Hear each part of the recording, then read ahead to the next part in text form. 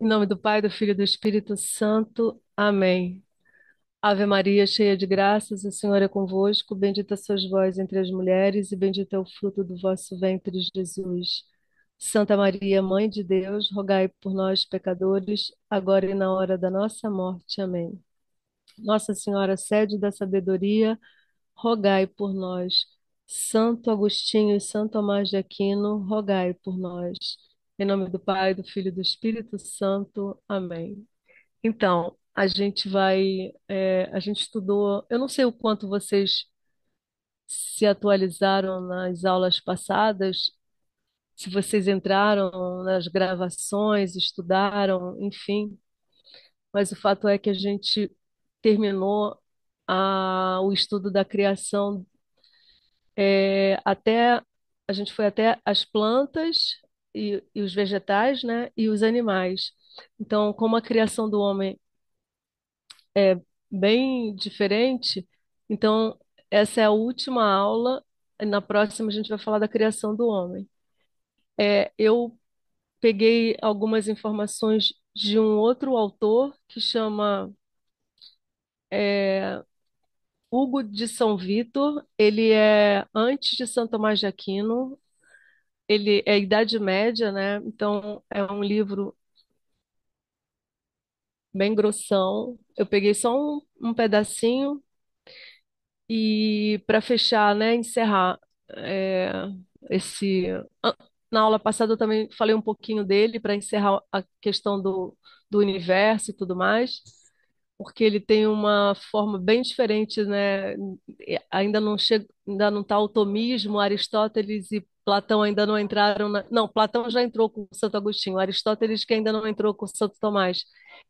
Então a forma de raciocínio de Hugo de São Vítor é bem diferente. E então eu vou fazer uma leitura no dia que eu fiz o print, eu fiz do computador porque eu estava com muita dor na coluna e eu não consigo digitar, então eu deixei do jeito que está. Ele vai falar da importância é, da fé, da inteligência, do estudo, por isso que eu vou fechar com ele. Então esse autor fala assim: o justo vive da fé. É uma declaração tanto apostólica quanto profética. Com efeito, o apóstolo diz o que o profeta prediz, pois o justo vive da fé. Se é assim, ou melhor, porque as coisas são assim, devemos cuidadosamente cogitar e frequentemente ruminar os mistérios da nossa fé. Então, para a gente ruminar os mistérios da nossa fé, a gente tem que ter alguma coisa, né? A ruminação significa que você está regurgitando alguma coisa que já existe. É isso que é a ruminação, né? Os animais fazem isso com o capim. Então, a gente tem que ter esse capim para ficar é, ruminando. Porque a fé e a razão, a gente já falou isso algumas vezes, elas não são opostas, elas são as duas asas com que nós nos elevamos a Deus, né? Então, nós precisamos ter esses elementos na nossa imaginação, né? Guardados na nossa memória, para a gente poder ruminar. E como é que a gente consegue isso? A gente consegue isso com o estudo, né? Porque você vai estudando, esses elementos novos vão ficando armazenados na nossa memória, vai fazendo parte da nossa imaginação, e ao invés da gente pensar em coisas vãs do mundo, a gente pensa em coisas elevadas, né? E aí a gente vai é, ficando bem próximo desses mistérios o tanto quanto é possível para um ser humano, né? Porque a gente nunca vai penetrar os mistérios de Deus como eles são exatamente. Por isso que se chama mistérios, né? Mas isso é super importante, inclusive para a vida de oração, porque isso é, é a construção da casa sobre a rocha, né? São várias coisas que a igreja indica, né? Além dos sacramentos, além da oração, a leitura espiritual, que é totalmente diferente do estudo, né? A leitura espiritual também é uma coisa que se rumina, né? Você pode pegar um salmo e ficar assim com uma antífona na sua cabeça, um versículo da Sagrada Escritura na sua cabeça. Em geral, é Deus mesmo que sugere até o que que você vai meditar, né? Você é assim, você está lendo uma coisa, aí parece que tem uma hora que gruda um negócio dentro de você, assim, aí você fica com aquilo, né? E aí, essa hora é porque é para parar de continuar lendo e fica com aquilo, né? E aquilo fica o dia inteiro dentro de você, se você souber aproveitar, né, disso. Assim também o estudo, né? Porque você vai se encantando com as coisas de Deus e aquilo sempre volta na sua memória, principalmente se você também tem vida de oração. É isso que a gente vê sair pelos poros do Papa Leão, porque ele tem vida de oração, ele tem vida interior, ele rumina as coisas de Deus, né? Ele medita as coisas de Deus, ele estuda as coisas de Deus, ele é um agostiniano, então ele tem dentro dele muita coisa para se ocupar, né, que as coisas do mundo já não entram mais, né? Já não importa mais nada, né? Então você vê que ele está sempre pleno ali, né? Ele pode estar, né, parecendo que está um pouco mais agitado, fazendo alguma coisa no Papa Móvel, seja lá o quê, mas você vê que ele não perde a serenidade, o olhar manso. Isso tudo são sinais de que a pessoa está preenchida por Deus, né? Então, é isso que a gente está tentando fazer aqui. Muito, muito capengamente, né? Porque, claro, existem até pessoas que fazem muito melhor do que eu, mas é bom esse exercício, né, de estudar e também de ensinar e também de vocês, né, aprenderem e depois poderem ensinar para outras pessoas isso, né? Porque a nossa religião, ela é uma coisa que você sempre pode propagar, né? Isso é tão lindo no catolicismo. Ninguém se faz católico sozinho, né? A gente tem que receber a catequese, a gente tem que receber a evangelização, a gente tem que sempre receber, né? Eu acho isso tão bonito. Ninguém, o católico, ele não, se ele estiver sozinho numa ilha, é muito complicado, né? Porque ele precisa do outro, da comunidade, né? E então é isso que a gente está fazendo aqui, né? Assim, um pouquinho, um cisquinho, mas que pode ajudar muito a nossa, o aumento da nossa fé, né? Então ele continua falando: sem fé é impossível agradar a Deus, pois onde não há fé, não pode haver esperança. E aqui ele está falando das virtudes teologais, né? Fé, esperança, e ele vai falar da caridade e como elas estão ligadas, né? Ora, os que se aproximam de Deus devem crer que Ele existe e que é o recompensador dos que o buscam. Pois, de outro modo, que esperança poderíamos ter? Então, assim, essa coisa da recompensa, que nesse mundo que a gente vive é tão mal vista, né? Parece assim que ninguém pode falar da recompensa, mas a Igreja Católica fala disso, da recompensa, né? Porque nós a graça é de graça, a gente não merece nada, né? Mas Deus nos recompensa pelos nossos esforços, né? Então ele vê aquele vermezinho ali se debatendo, querendo encontrá-lo e tudo mais, e ele vai ao encontro, né, da gente. E então ele fala, mas onde não há esperança, tampouco pode haver caridade. Com efeito, quem amaria alguém de quem não se espera nenhum bem? Olha que coisa incrível, né? Como é que você pode amar o vazio? Aquilo que não tem um bem, você vai esperar o quê, né? Então, se você não tem a esperança, você também não tem como amar, né? Portanto, pela fé somos levados à esperança e pela esperança cremos na caridade. Olha que engraçado, né? Crescemos, aliás, na caridade. Desculpa. Tudo o que eu tiver, se eu não tiver caridade, de nada me servirá. São Paulo já falou isso, né? Mas qual é o fruto da caridade? Podes ouvi-lo da boca da verdade. E aquele que me ama será amado por meu Pai, e eu o amarei e me manifestarei a ele. Do amor procede a manifestação, da manifestação a contemplação e da contemplação o conhecimento. Olha só que sequência, né? Maravilhosa quando a gente se abre para a verdade. Se abrir para a verdade é tudo isso, né? É o sacramento, é a oração, é o estudo, é a leitura espiritual. São todas essas coisas que a gente vai, né, ficando mais próximos de Deus, ficando mais próximos de Deus. Ou seja, na verdade, a gente está meio que entupindo, né? Todos os nossos sentidos, todos os nossos sentimentos, a nossa inteligência, toda a nossa vontade, enfim, a gente vai se entupindo de tudo. Porque tem, né, a gente tem vários canais assim que podem ficar abertos. E não, então, se você começa a fazer aquilo que a igreja recomenda, você começa a ficar entupido mesmo de Deus. E aí é ele que começa, depois de muito esforço, né? Porque isso daí demora muitos anos, né, de esforço, porque Deus, ele quer ver o nosso esforço, né? É preciso que a gente se esforce, porque nós somos muito preguiçosos.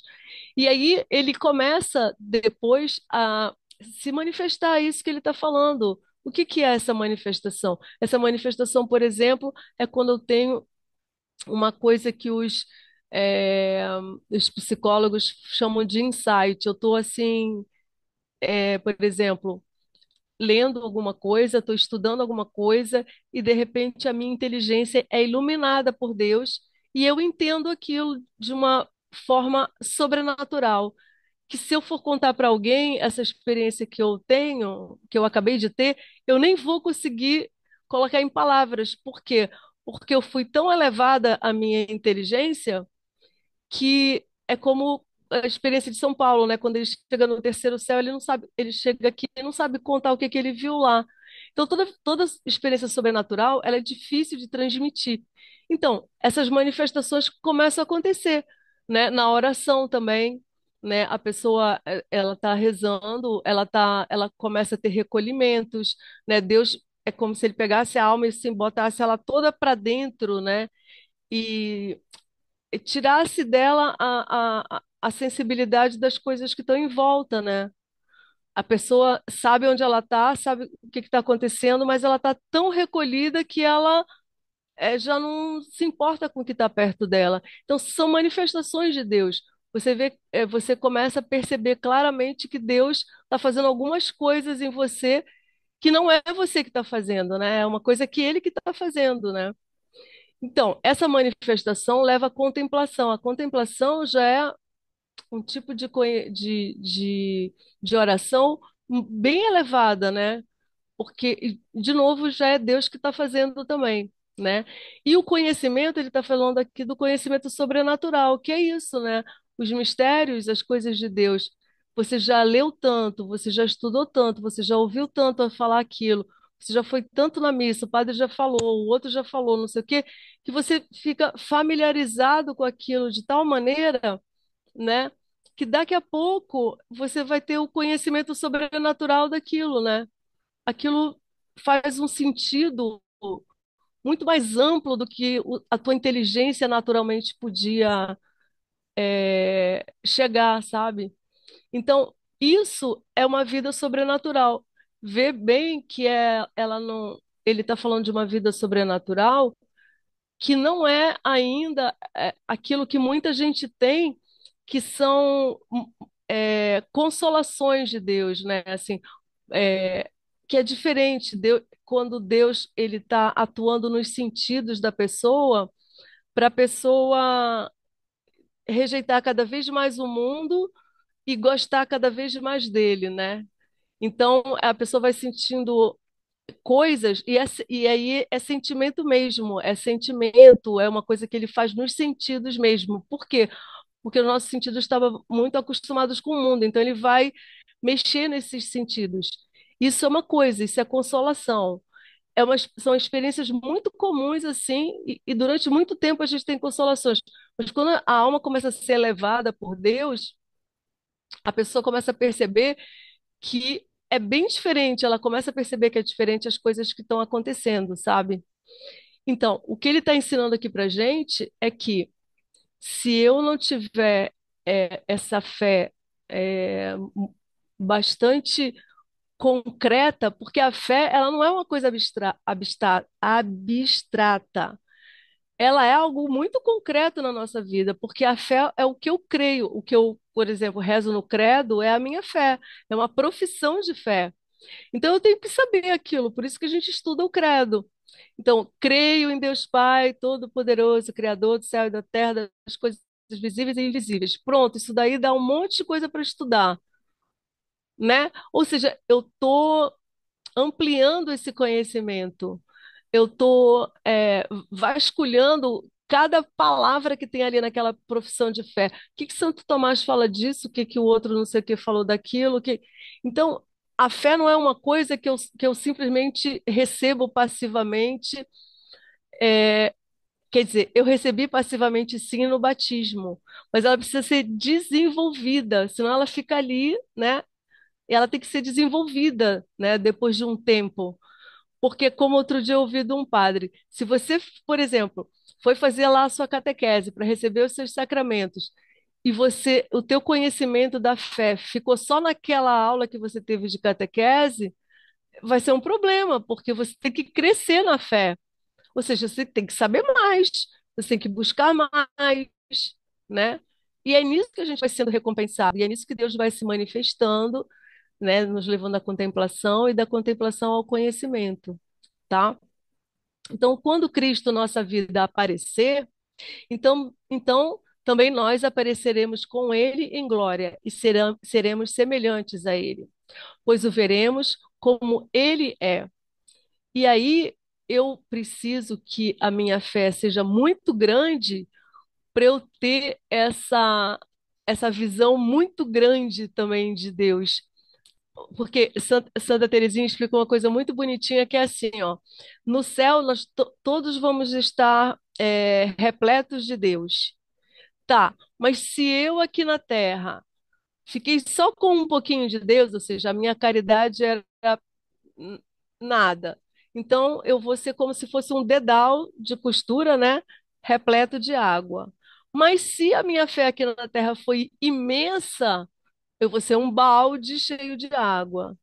E aí, se a minha fé for mais imensa ainda, eu vou ser uma piscina cheia de água, entende? Então, todo mundo vai estar repleto de Deus, mas eu posso ter só um tiquinho, uma gota, se eu, assim, não tomei conta dessa parte da minha vida espiritual, entende?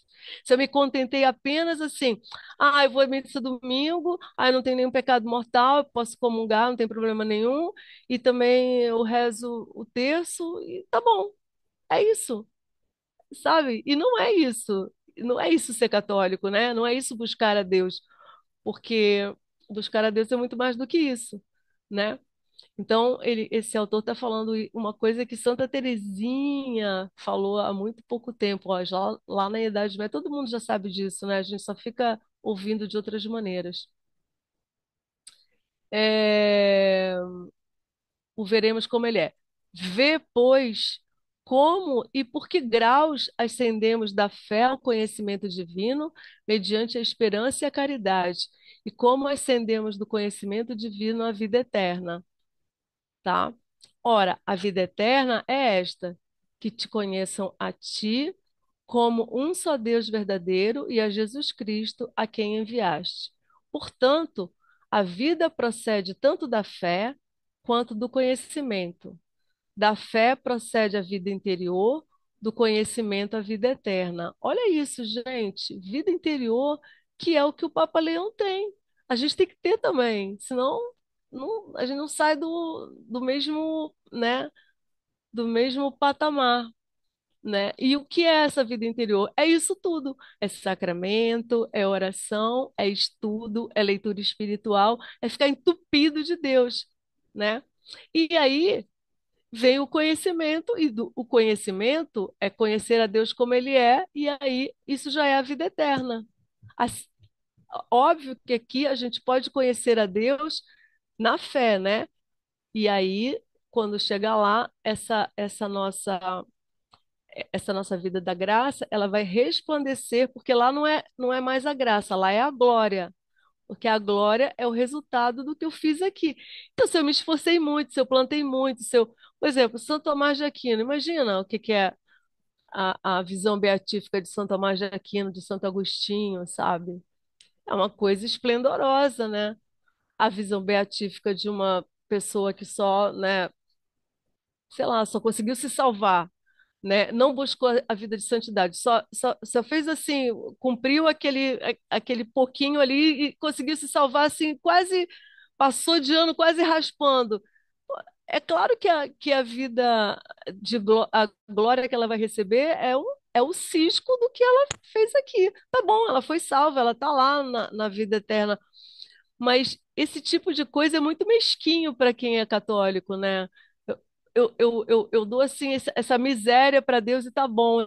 E aí eu continuo fazendo também um monte de coisa no mundo, que eu também não consegui me desfazer de tanta coisa do mundo. E eu vou continuar aqui tentando, né, conciliar algumas coisas, de vez em quando uma confissão, de vez... Isso não é ser católico, né? Ser católico é buscar Deus incessantemente como nosso grande bem, e não há outro que possa nos suprir, só Ele, né? Então, isso é o. Opa! Passou demais. Aí, tá. Ahn, peraí, que eu acho que. Tá. Da fé, aquela vida que nos permite viver bem neste mundo, do conhecimento, aquela vida beata que viveremos no futuro. Tá vendo? A gente precisa viver bem nesse mundo e quem nos dá isso é a fé. Assim, a fé é início e fundamento de todo o bem, né? Que vai resplandecer na glória. Quão aplicados, pois, devemos ser na fé, na qual todo bem tem seu fundamento, e a partir da qual atinge o firmamento.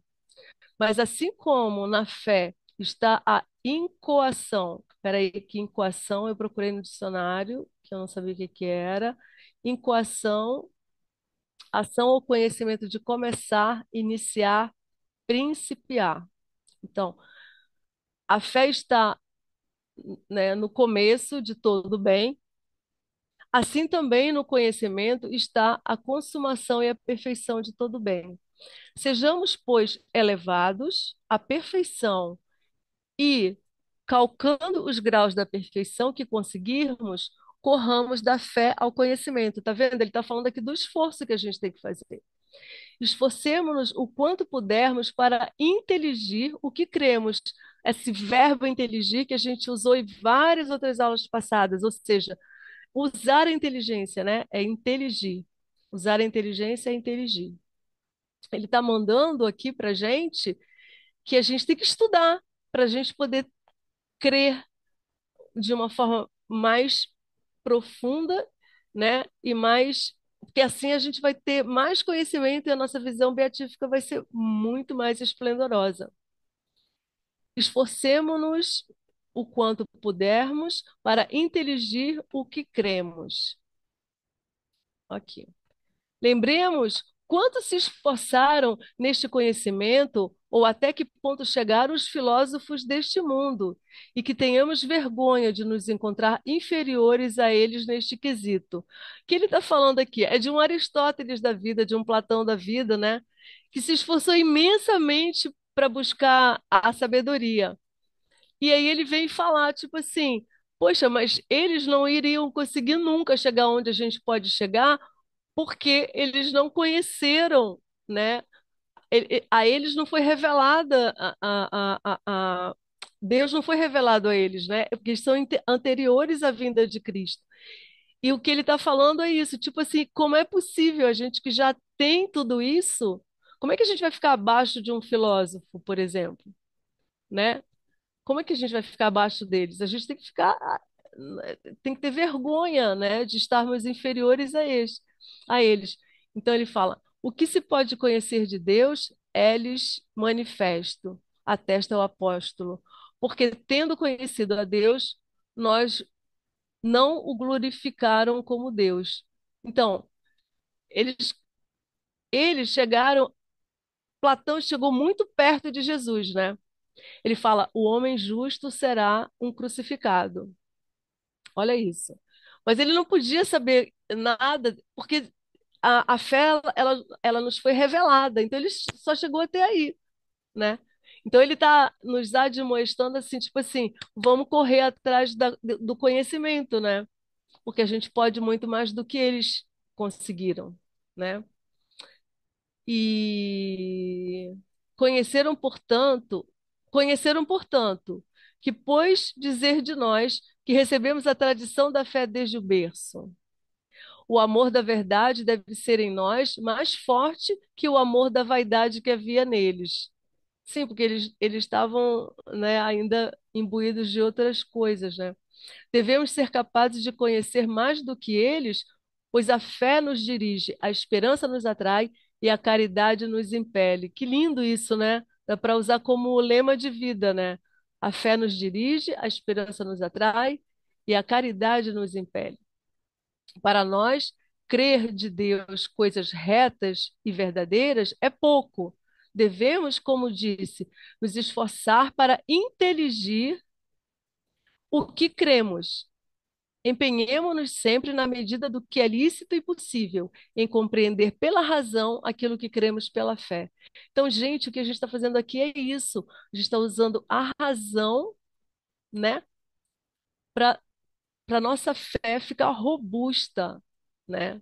É isso que a gente está fazendo. E é isso que a gente tem que fazer sempre. Porque se a gente chegou até aqui, não significa que a gente já chegou em tudo. Isso aqui é uma gota. Imagina, isso aqui não é nenhuma, não são nem duas páginas desse livro, que é imenso. Aqui. Então, assim, é muita coisa para estudar. Então, a gente não pode parar, a gente vai indo no nosso passo pequenininho, não tem problema. O problema é ir, né? Então, ele fala. Mas por que admirar-se de que a nossa mente fique obscurecida ao se elevar aos mistérios da divindade, já que em quase todo momento ela está contaminada com o pó dos pensamentos terrenos? Sacode-te do pó, virgem, filha de Sião. Se somos filhos de Sião, levantemos a sublime escada da contemplação, tomemos asas como as águias, pelas quais poderemos nos desprender das realidades terrenas e voar às celestes. Saboreemos não as coisas que estão sobre a terra, mas as coisas do céu, onde Cristo está sentado à direita de Deus. Sigamos. Eita, peraí. Tem que diminuir aqui. Cadê? Só um minutinho, me perdi.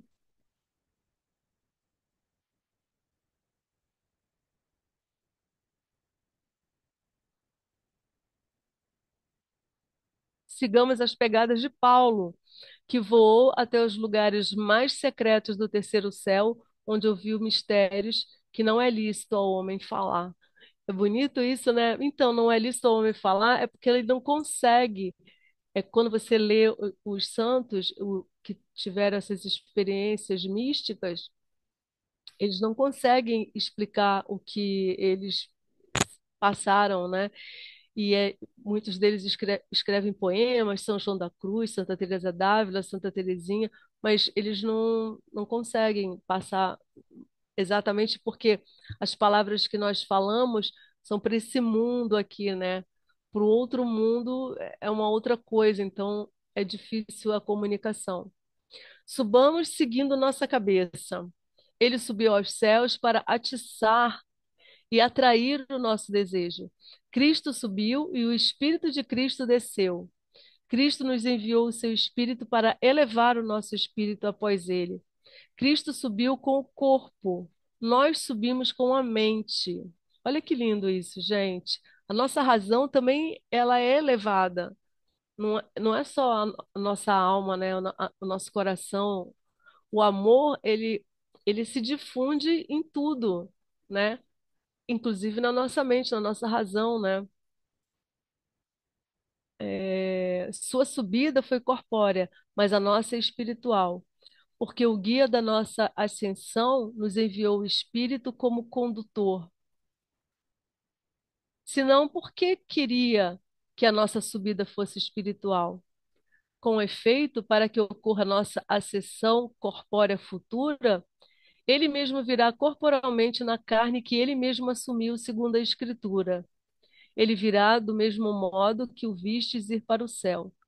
Ascendamos, pois, espiritualmente, ascendamos intelectualmente ao lugar aonde não podemos ainda ascender corporalmente. Olha que lindo isso, gente.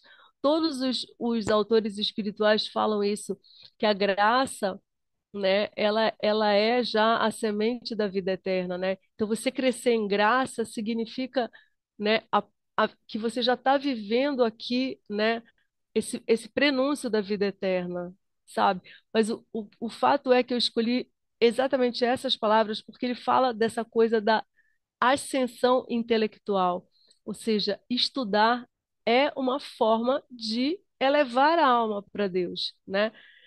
Claro que existem pessoas que estudam e conseguem não elevar a alma para Deus. Por quê?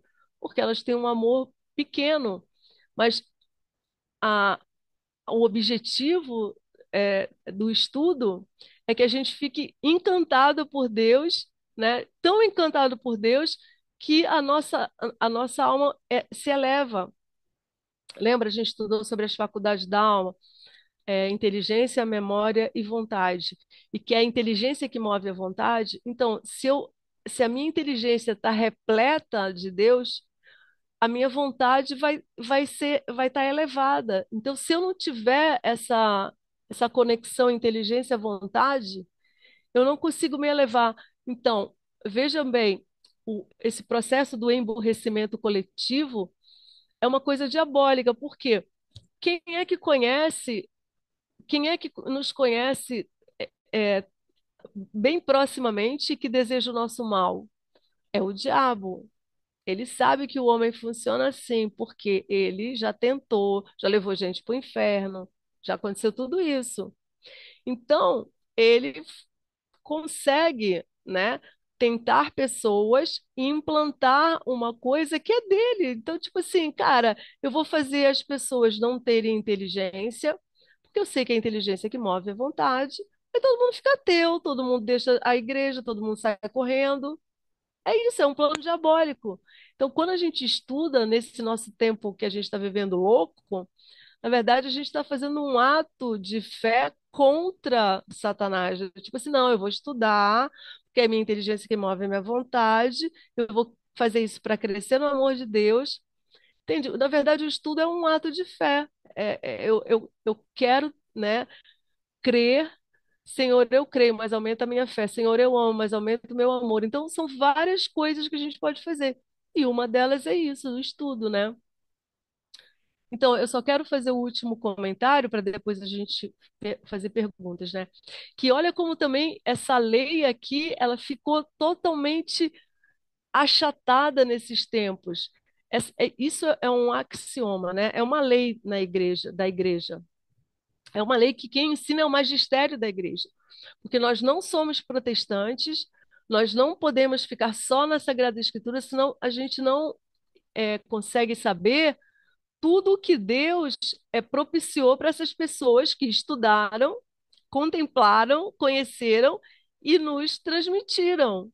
Nós estamos aqui, por exemplo, lendo três pedacinhos de trechos de Hugo de São Vito. Essa pessoa conheceu várias coisas de Deus que nós não conhecemos ainda. Então, se eu não elevo, né, não me elevo intelectualmente, a minha fé fica achatada. E olha só o que que acontece. A igreja fala, a lei da oração é a lei da fé. Como eu rezo, eu creio. Como eu estudo, eu creio. Eu estou ampliando, né, a lei da oração, a lei da fé. Como eu, é, como eu estudo, eu creio. Como eu como eu conheço Deus, eu creio. Então, se eu rezo errado, se eu estudo errado, se eu conheço errado, tem gente que conhece errado a Deus. A minha fé, ela é um cisco. A qualquer minuto eu saio da igreja e vou para outra religião ou sou ateu. Mas isso acontece toda hora do lado da gente, de pessoas que a gente viu outro dia fazer crisma e daqui a um ano a pessoa está fora da igreja. Por quê? É porque ela não aprendeu direito, ela não rezou direito, ela não conhece Deus direito, ela não conheceu a Igreja Católica verdadeira, ela conheceu uma coisa mais ou menos que falaram para ela, então ela não tem fé, ela vai. É simples, por que que as pessoas vão embora? Por causa disso, né? Então, a pessoa não é bem evangelizada, não é bem catequizada, ela não sabe rezar, ela acha que Deus é uma coisa que ele não é. Então, se ela acha que Deus é uma coisa que ele não é, o que que ele vai estar fazendo na Igreja Católica?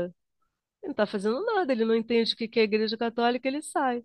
Outro dia eu estava assistindo a missa do Sagrado Coração e a pessoa falou assim: o Sagrado Coração de Jesus é o símbolo do amor de Deus.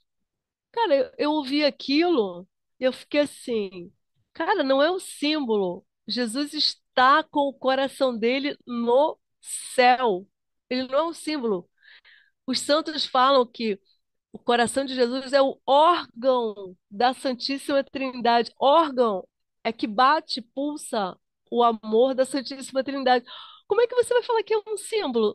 No dia do Sagrado Coração de Jesus, a pessoa fala isso. Aí você fala assim. Essa pessoa não conhece Jesus, essa pessoa não sabe o que que é o Sagrado Coração de Jesus, essa pessoa não tem uma fé firme, porque ela não entendeu o que a igreja ensinou, ela não entendeu quem é o Sagrado Coração de Jesus, ela não entendeu que quando São João Evangelista né, encostou no peito de Jesus, ele simplesmente escutou os mistérios do Sagrado Coração, ele pôde escrever um evangelho totalmente diferente dos outros. Você vê claramente São João, ele encostou no coração de Jesus. Ele não pode ser a mesma pessoa. Ele não pode escrever do mesmo jeito. Ele conheceu o amor. Deus é amor. Por que que foi ele que disse isso? É porque ele encostou no Sagrado Coração de Jesus, ele ouviu. Você encostar no Sagrado Coração de Jesus não é a mesma coisa que você botar o seu ouvido no meu coração com estetoscópio. O meu coração, ele é um órgão material. O coração de Jesus é o órgão da Santíssima Trindade. É muito diferente. Então, assim, quando uma pessoa fala que é um símbolo, bom, um símbolo significa que é uma coisa que não é. Ela tá só simbolizando alguma coisa. Não, o incenso simboliza as nossas orações sendo elevadas para Deus, por isso que é usado na missa. Flávia, Mas o sagrado um vai minuto, acabar, tá? né? É, daqui a um minuto acaba. Tá. Mas eu vou fechar então. Mas o Sagrado Coração de Jesus não é um símbolo, tá? Então eu só queria fechar assim rapidinho essa coisa. A gente vai abrir outra sala, só para eu fechar, encerrar isso aqui, aí vocês perguntam, tá bom? Aí a gente vai só dar uma fechadinha e a gente começa as perguntas. Então vamos fechar. Meu Deus. Vamos fechar. Vamos fechar aqui então.